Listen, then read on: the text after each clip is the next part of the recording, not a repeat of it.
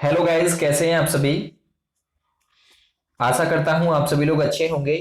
तो दोस्तों, एक बार फिर से सामान्य हिंदी से एक और उपयोगी mock test, UP police jail warden, UPSI, UP लेखपाल, लोअर पीसीएस जैसी सभी परीक्षाओं के लिए ये मुक टेस्ट काफी ज्यादा खास है और उपयोगी है। दोस्तों, ये वो क्वेश्चन है जो कि सबसे ज्यादा बार परीक्षा में रिपीट हुए हैं और अभी भी इनके आने की संभावना बिल्कुल बरकरार बनी हुई है। चलिए स्टार्ट करते हैं दोस्तों इस वीडियो को। जी हाँ दोस्तों, आप ये जो टेस्ट सीरीज देख रहे हैं पब्लिक कैरियर यूट्यूब चैनल की तरफ से आप सभी को फ्री ऑफ कॉस्ट दी जा रही है। रोजाना एक टेस्ट आप सभी को कराया जाता है।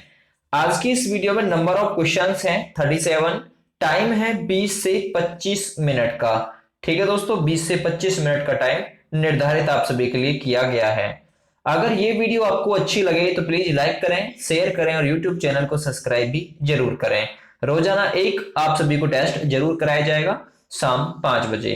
चलिए स्टार्ट करते हैं। सबसे पहला क्वेश्चन देखिएगा, भारत की सबसे प्राचीन भाषा कौन सी है। दोस्तों, प्रत्येक क्वेश्चन के लिए आपको 5 से 6 सेकंड का समय दिया जाएगा। तो भारत की सबसे प्राचीन भाषा कौन सी है, ये आप सभी लोगों को कमेंट करके हमें आंसर बताना है। साथ ही इसके आप सभी एक चीज और याद रखिए, इसकी पीडीएफ फाइल भी आप सभी को फ्री ऑफ कॉस्ट दी जा रही है। आप चाहें तो डाउनलोड कर सकते हैं, वीडियो के डिस्क्रिप्शन में लिंक मौजूद करा रखा है। तो भारत की सबसे प्राचीन भाषा कौन सी है।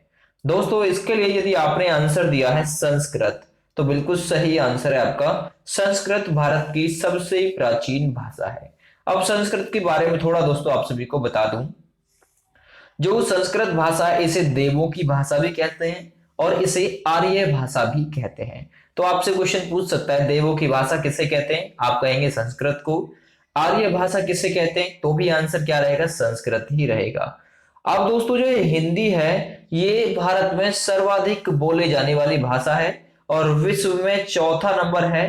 ठीक है, सबसे ज्यादा चीनी मदारिन बोली जाती है। तो हिंदी का चौथा नंबर है और तीसरा नंबर आता है दोस्तों अंग्रेजी का बोले जाने के क्रम में। भारत में सबसे ज्यादा बोले जाने वाली भाषा कौन सी है, हिंदी है। और हिंदी का जन्म दोस्तों अपभ्रंश से हुआ है, याद रखिए। ये भी इंपॉर्टेंट क्वेश्चन है, पूछे जा सकते हैं। चलिए नेक्स्ट देखते हैं अगला क्वेश्चन, भारत की पहली देश भाषा कौन सी है। तो आपसे यदि क्वेश्चन पूछे कि भारत की पहली देश भाषा कौन सी है, तो आपका आंसर क्या रहेगा, कमेंट करिए बहुत जल्दी तेजी से। जिस जिसको याद है, जिस जिसको याद नहीं है वो याद करता चले अपना साथ के साथ। भारत की सबसे पहली देश भाषा कौन सी है। दोस्तों, इसके लिए यदि आपने आंसर चुना है पाली, तो बिल्कुल सही आंसर आपका सी ऑप्शन बिल्कुल सही है। पाली भारत की सबसे पहली देश भाषा है। इंपॉर्टेंट क्वेश्चन है, याद रखिएगा। अब हम देखेंगे क्वेश्चन नंबर 3, विश्व की किस प्रसिद्ध रचना में संस्कृत का प्राचीनतम रूप मिलता है। विश्व की ऐसी कौन सी रचना है, ठीक है, या फिर विश्व की किस प्रसिद्ध रचना में संस्कृत का प्राचीनतम रूप मिलता है। ऐसी कौन सी रचना है जिसमें संस्कृत का प्राचीनतम रूप मिलता है, कमेंट करिए। सुपर चैट ऑन है, आप कमेंट कर सकते हैं। टॉप स्कोरर का नाम अगली वीडियो में जरूर बोला जाएगा, बिल्कुल आप बेझिझक रहें। विश्व की किस प्रसिद्ध रचना में संस्कृत का प्राचीनतम रूप मिलता है, तो वो है दोस्तों ऋग्वेद, यानी कि ए ऑप्शन बिल्कुल सही आंसर इसका हो जाएगा। अब आपके लिए क्वेश्चन मैं दे रहा हूं दोस्तों, ऋग्वेद में कितने मंडल हैं, कितने सूक्त हैं, ठीक है, कितने श्लोक हैं, आप सभी लोग कमेंट करके बताएंगे। और इसके साथ में आप एक चीज और बताएंगे, ऋग्वेद की रचना किसने की थी। ये सारा काम आप सभी के ऊपर छोड़ रहा हूं मैं, ठीक है। चलिए अगला क्वेश्चन हम कवर करेंगे, नेक्स्ट वन है, इनमें से संयुक्त व्यंजन कौन सा है। संयुक्त का मतलब होता है जो दो या दो से अधिक के मेल से बने। तो संयुक्त व्यंजन कौन सा है इनमें से।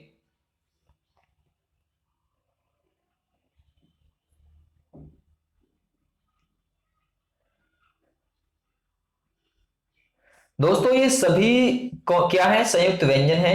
क्योंकि सहस्राब भी हुआ, छत्रक, त्रिशूल और ज्ञानी, ठीक है, सहस्राब, छत्रक, त्रिशूल और ज्ञानी ये सभी क्या है दोस्तों, ये सभी संयुक्त व्यंजन है। तो इसमें क्या रह गया, त्रिशूल और रह गया। ये भी क्या है, ये भी एक संयुक्त व्यंजन है, याद रखिएगा। ठीक है, क्लियर हो गया। चलिए नेक्स्ट वन, अगला क्वेश्चन, इनमें से कौन सा भाषा का अंग नहीं है। पांचवा क्वेश्चन चल रहा है। कितने नंबर आपके हो गए अब तक बताएं। ठीक है, अपना नेगेटिव काट के बताएं। 37 क्वेश्चन कराऊंगा और इतने सारे टेस्ट करा दूंगा कि 37 में से आप परीक्षा में 30 क्वेश्चन जरूर अटेंड करके आएंगे और आपके बिल्कुल सही भी होंगे। तो इनमें से कौन सा भाषा का अंग नहीं है।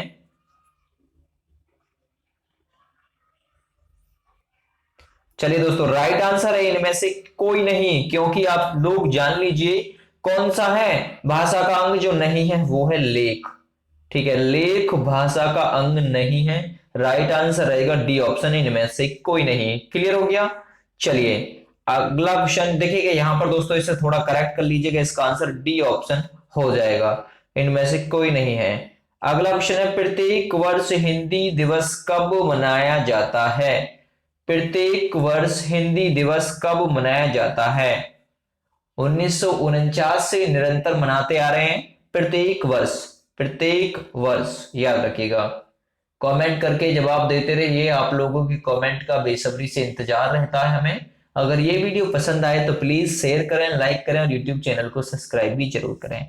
तो प्रत्येक वर्ष हिंदी दिवस दोस्तों कब मनाया जाता है, 14 सितंबर को। 14 सितंबर को हिंदी दिवस मनाया जाता है। डी ऑप्शन में जवाब दिया है तो बिल्कुल सही आंसर है आपका।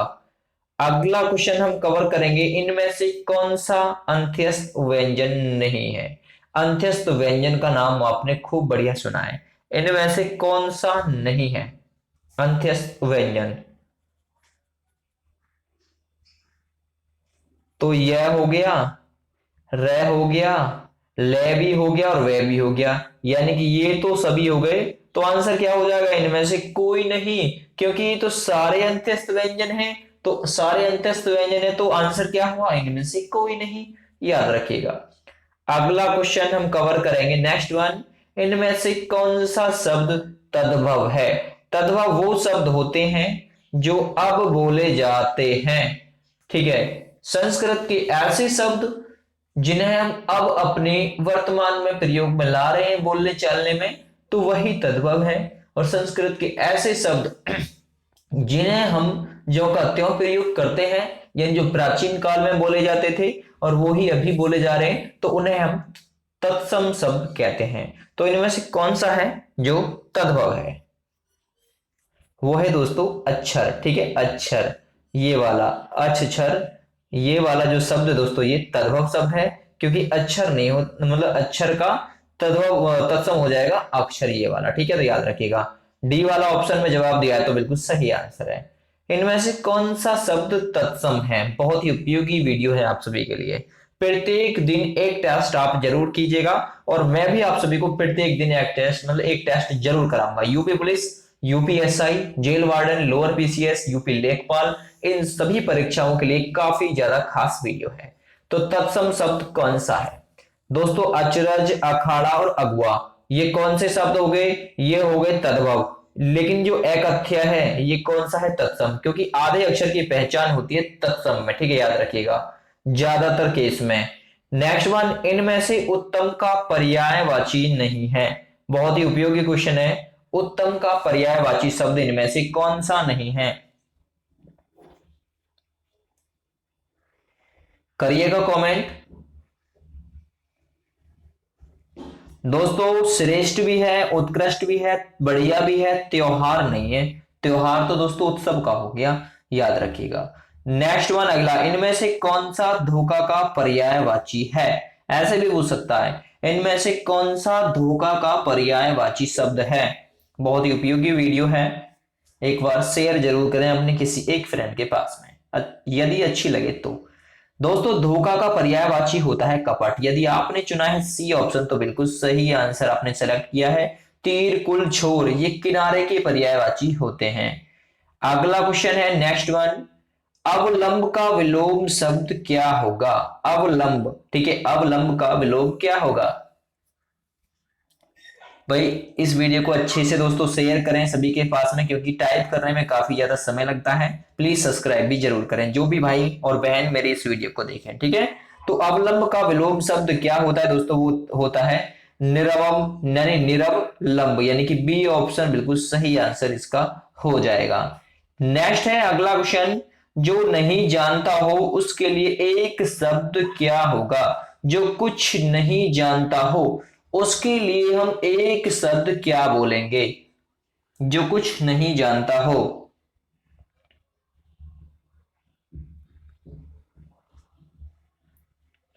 चलिए दोस्तों, तो राइट आंसर हो जाएगा अज्ञ भी बोल सकते हैं, अज्ञानी भी बोल सकते हैं। यानी कि कौन सा आंसर हो जाएगा, उपरोक्त सभी कह सकते हैं, नहीं कह सकते, क्योंकि इनमें से एक ऑप्शन इनमें से कोई नहीं है। तो इस ऑप्शन को करेक्ट कीजिएगा, आंसर लिखिएगा ए व बी दोनों, ठीक है, ए व बी दोनों, ठीक है।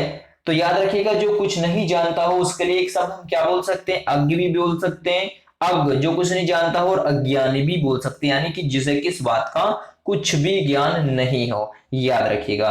तो आंसर हो जाएगा ए व बी दोनों। क्लियर हो गया, मैं पीडीएफ में करेक्ट कर दूंगा इस भी। अगला, जिसकी कल्पना न की जा सके उसके लिए एक शब्द क्या होगा। जिसकी कोई कल्पना ही ना की जा सके, बहुत उपयोगी वीडियो है ये दोस्तों। जिसकी कल्पना ना की जा सके उसके लिए जल्दी से कमेंट करके बताइए एक शब्द में क्या हम कहेंगे दोस्तों। राइट आंसर रहेगा, एक तो कहेंगे उसके लिए अकल्पनीय, दूसरा कल्पनातीत, यानी कि दोनों वाला आंसर बिल्कुल सही हो जाएगा, ठीक है। जिसकी कल्पना ना की जा सके उसके लिए अकल्पनीय भी बोल सकते हैं और कल्पनातीत भी बोल सकते हैं। तो यानी कि सी ऑप्शन बिल्कुल सही आंसर इसका हो जाएगा। अगला है, अंगद का भिन्नार्थक शब्द क्या होगा। राइट आंसर आप सभी को चूज करके बताना है। 5 से 6 सेकंड का समय आपको प्रत्येक क्वेश्चन के अकॉर्डिंग दिया जा रहा है। अंगद का भिन्नार्थक शब्द क्या होगा।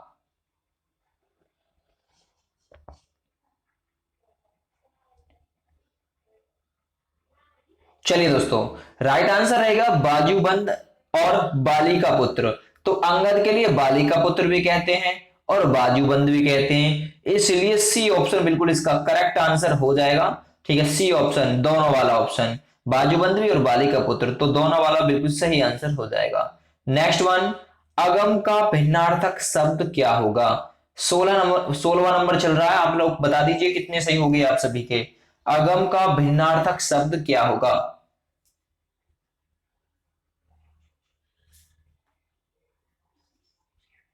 चलिए, जहां कोई पहुंच ना सके, अगम, जहां पहुंचना मुश्किल हो या फिर जहां कोई पहुंच ना सके, ऐसे वाक्य के लिए हम एक शब्द क्या कहेंगे दोस्तों, अगम, ठीक है। जहां पर कोई पहुंच ना सके उसके लिए एक अगम बोल देंगे, या फिर अगम, अगम का भिन्नार्थक शब्द क्या होगा, जहां कोई ना पहुंच सके।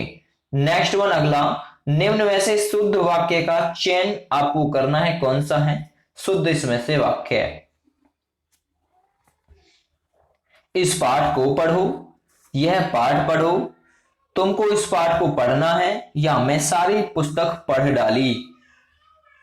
देखिएगा दोस्तों, इसमें से शुद्ध वाक्य का आपको चयन करके बताना है। तो शुद्ध वाक्य आपने पहचान लिया होगा कौन सा है, बी वाला ऑप्शन सही है, यह पाठ पढ़ो। क्योंकि इस पाठ को नहीं यह बोलेंगे हम, यह पाठ पढ़ो भाई, ठीक है, ये तो गलत हो गया। तुम, मतलब तुमको इस पाठ को पढ़ना है, हमें ऐसे भी तो बोल सकता तुम्हें इस पाठ को पढ़ना है, तो तुम्हें आएगा मैं सारी पुस्तक पढ़ डाली, भाई मैंने सारी पुस्तक पढ़ डाली, ऐसे बनेगा शुद्ध वाक्य, याद रखिएगा। अगला क्वेश्चन हम कवर करेंगे, गधा शब्द का स्त्रीलिंग क्या होगा, ठीक है। गधा का स्त्रीलिंग क्या होगा,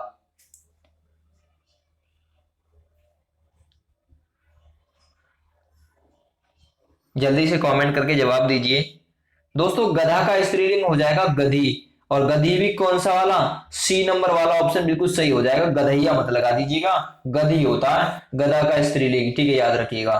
नेक्स्ट वन, लड़का का बहुवचन क्या होगा। लड़का,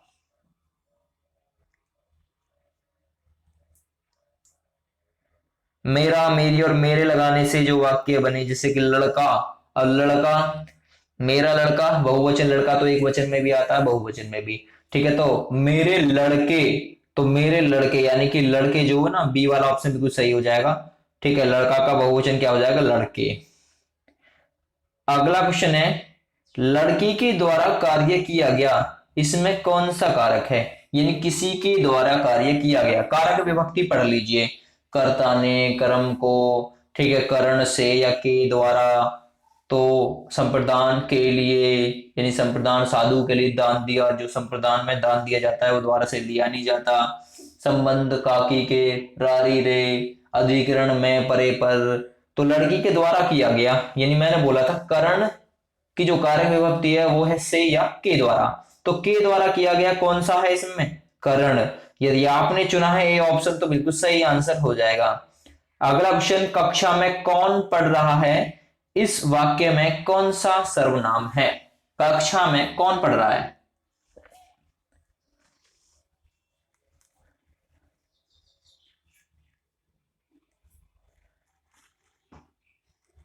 तो राइट आंसर हो जाएगा दोस्तों प्रश्नवाचक, क्योंकि कौन वर्ड लगा हुआ है। यदि प्रश्नवाचक वर्ड, यानी जो प्रश्नवाचक है ये मतलब ऑप्शन में नहीं होता तो लगाते हैं हम अनिश्चयवाचक। लेकिन यदि प्रश्नवाचक चिन्ह का या फिर प्रश्नवाचक शब्द का वाक्य में प्रयोग हुआ है तो बिल्कुल आप सबसे पहले प्रश्नवाचक को वरीयता देंगे, उसके बाद में अनिश्चयवाचक को वरीयता देंगे।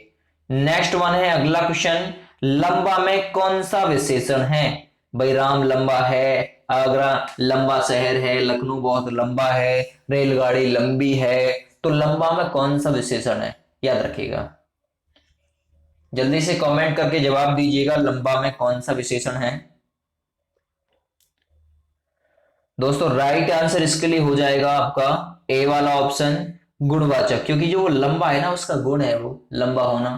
ठीक है, याद रखिएगा। नेक्स्ट वन अगला क्वेश्चन, जो शब्द विशेषण की विशेषता बताते हैं उन्हें क्या कहते हैं।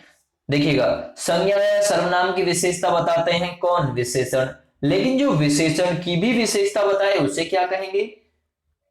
जैसे राम बहुत सुंदर है, बहुत सुंदर है, अब मैं कह सकता था राम सुंदर है, ठीक है, राम की विशेषता बता दी। लेकिन राम बहुत सुंदर है तो बहुत वर्ड और लगा दिया, यानी कि विशेषण की भी विशेषता बता दी, तो उसे कहेंगे दोस्तों प्रविशेषण, यानी कि ए नंबर ऑप्शन बिल्कुल सही आंसर हो जाएगा।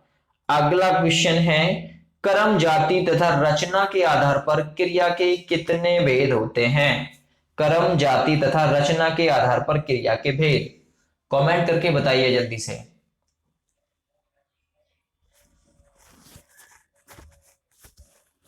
कोई बकवासबाजी नहीं, कुछ नहीं, आप सभी को सीधा टेस्ट कराया जाता है हमारे YouTube चैनल के माध्यम से। तो कर्म जाति तथा रचना के आधार पर दोस्तों क्रिया के दो भेद होते हैं, एक अकर्मक क्रिया, दूसरा सकर्मक क्रिया। सकर्मक का मतलब होगा कर्म के साथ और अकर्मक का मतलब हो गया कि कर्म का अभाव मिलेगा। अगला क्वेश्चन है, भूतकाल कितने प्रकार का होता है। भूतकाल कितने प्रकार का होता है।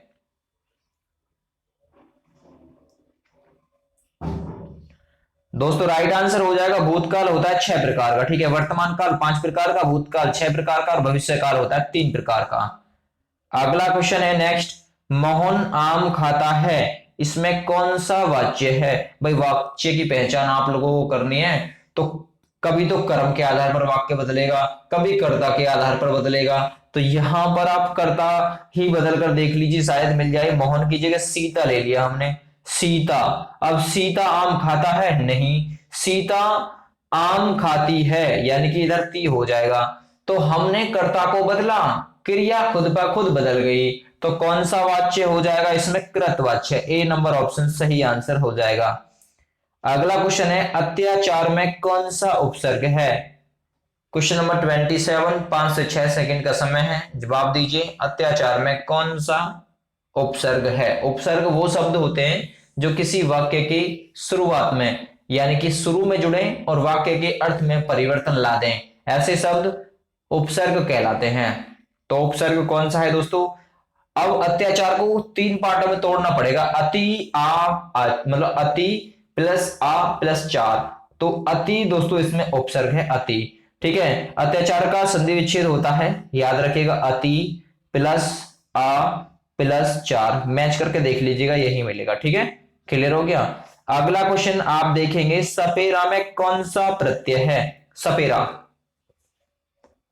मैं बन के बीन सपेरा, आपने एक मूवी है उसमें गाना भी सुना होगा, ठीक है, सपेरा में कौन सा प्रत्यय है? तो इसमें सब प्लस एरा, सांप प्लस एरा यानी कि सपेरा। ए नंबर ऑप्शन बिल्कुल सही आंसर इसका हो जाएगा। अगला क्वेश्चन है इसका, संधि कितने प्रकार की होती है? संधि,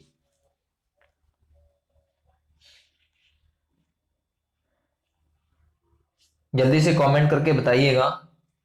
और फिर कल आप सभी को एक टेस्ट दिया जाएगा तो उसे भी करिएगा, और इन सभी को हमारे YouTube चैनल की एक प्ले लिस्ट में ऐड कर दिया जाएगा, ठीक है। तो संधि कितने प्रकार की होती है दोस्तों? संधि होती है 3 प्रकार की। कौन कौन सी? स्वर संधि, व्यंजन संधि और विसर्ग संधि। जो स्वर संधि है दोस्तों ये 5 प्रकार की होती है, और व्यंजन और विसर्ग संधि केवल और केवल एक ही प्रकार की होती है, इसमें कोई प्रकार नहीं होता। नेक्स्ट वन, स्वर संधि कितने प्रकार की होती है? अभी मैंने आपको बताया था स्वर संधि, स्वर संधि में कितने प्रकार होते हैं? स्वर संधि के प्रकार होते हैं दोस्तों 5। देखिएगा, दीर्घ, यण, अयादि, गुण, ठीक है। एक और रह गई, आप लोग मुझे कमेंट करके उसे बताएंगे कौन सा नंबर रह गया।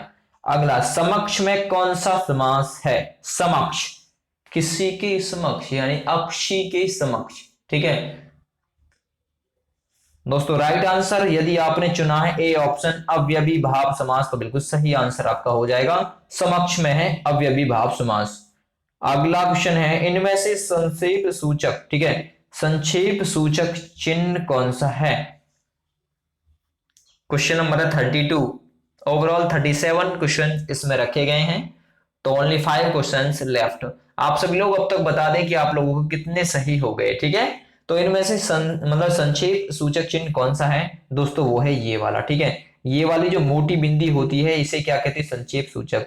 दोस्तों इसे क्या कहते हैं हम? इसे विस्मादी बोधक चिन्ह कहते हैं। ये प्रश्नवाचक चिन्ह हो गया। और इसे क्या कहते हैं दोस्तों? जब कॉमा सा जो लगाते हैं, मुहावरा लिखते समय जो लगाया जाता है, ऐसे चिन्ह, ठीक है। अगला क्वेश्चन है, आकाश कुसुम होना मुहावरे का क्या अर्थ होगा? ठीक है, आकाश कुसुम होना,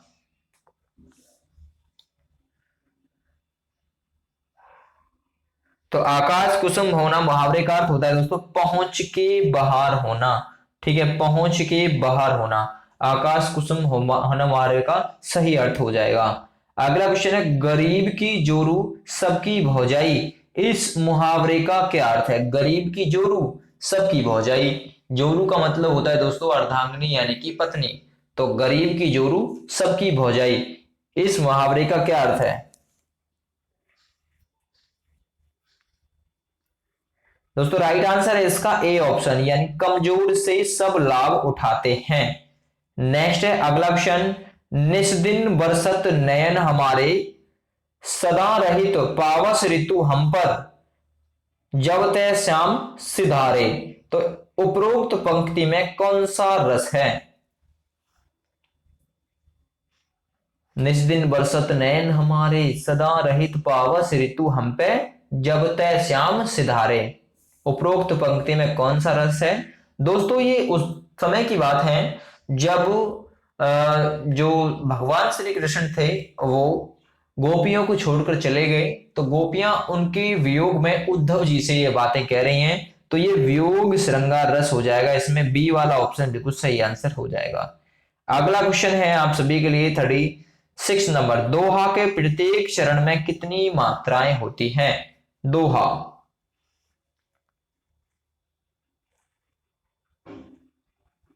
तो राइट आंसर हो जाएगा दोस्तों दोहा के प्रत्येक चरण में 13 और 11 मात्राएं होती हैं। यदि आपने आंसर चुना है ए ऑप्शन तो बिल्कुल सही है। 37वां क्वेश्चन है। अब दोस्तों इस क्वेश्चन का आंसर करने के बाद में ओवरऑल आपके कितने सही हुए मुझे जरूर बताएं कमेंट करके। सागर सा गंभीर हृदय हो, गिरीसा, मतलब गिरीसा, गिरी का मतलब हो गया पर्वत, यानी गिरीसा ऊंचा जिसका मन हो, उपरोक्त पंक्ति में कौन सा अलंकार है? सागर सा गंभीर हृदय हो, गिरीसा ऊंचा जिसका मन हो, उपरोक्त पंक्ति में कौन सा अलंकार है? सा, सी, सम, समान ऐसे वर्ड कहीं भी आपको देखने के मिले तो उसमें दोस्तों उपमा अलंकार हो जाएगा, इसलिए ए ऑप्शन बिल्कुल सही आंसर हो जाएगा। तो 37 क्वेश्चन आप सभी को करा दिए हैं। ओवरऑल इतने ही क्वेश्चन इसमें रखे गए हैं आप सभी के लिए। टेस्ट नंबर था दोस्तों ये 3, ऐसे ही एक टेस्ट आप सभी को डेली कराऊंगा। आज की वीडियो कैसी लगी अपना फीडबैक हमें जरूर भेजें। चलिए, thank you and bye bye.